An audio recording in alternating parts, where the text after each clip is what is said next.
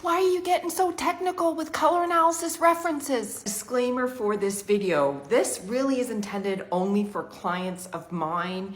If you have been color analyzed by somebody else, I recommend going back to them with your color analysis reference questions because they may use a different system or have a different philosophy than me. Yesterday, I posted a video saying that color analysis references from one color analysis system, say a 16 season or a 23 season system like I use, are not interchangeable with other methods because there's colors, say in a 12 season system that would be recommended for the deep palette that aren't in the deep palette of mine, and that's because the undertone, value, and intensity ranges of the palettes are different.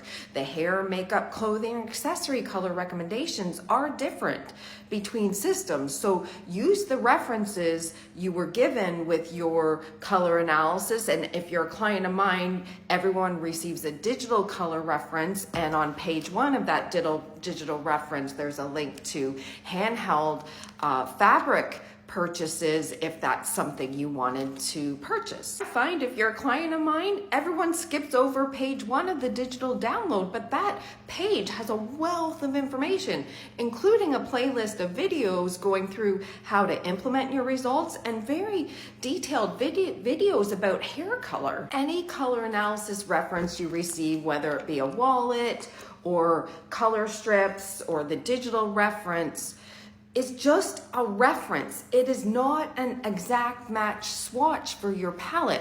It's not about going, okay, these are only the colors I can wear, because really there are thousands upon thousands upon thousands of colors in every color analysis palette.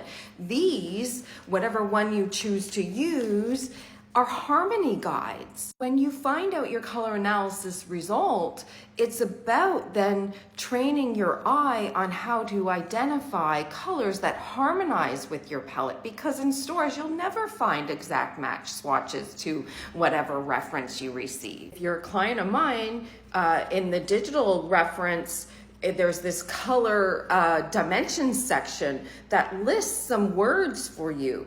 And so I'm holding the True Summer reference right now, and the color dimensions here say blue undertone cool, low intensity muted, smoky dusty powdered, pastels to deep. So those are your undertone, value, and intensity ranges. And you can, if you're a client of mine, that's there for the True Autumn reference, True Spring, like all the palettes. So go back to your digital color reference if you're a client of mine and look at the color dimensions. That's what I recommend for step 1.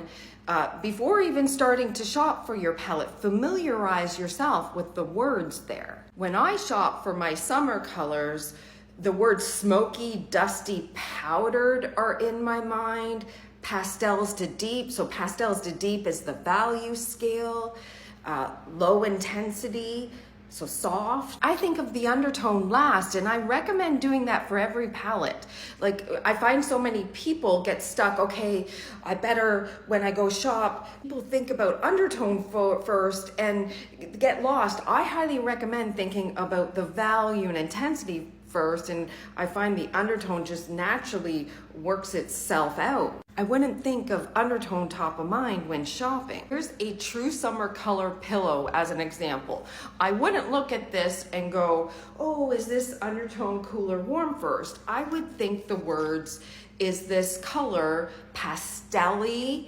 Is it smoky, dusty, powdered? And then hold up my reference and ask myself if it looks like it fits here. If I added a row in this strip, does it look like it belongs with this color? And the answer is yes. So right here is the closest color, I would say, and that's actually a green color on the strip. You don't even have to match to the exact color. Like, there's no blues in this reference that match to this, but I can use the green as the reference.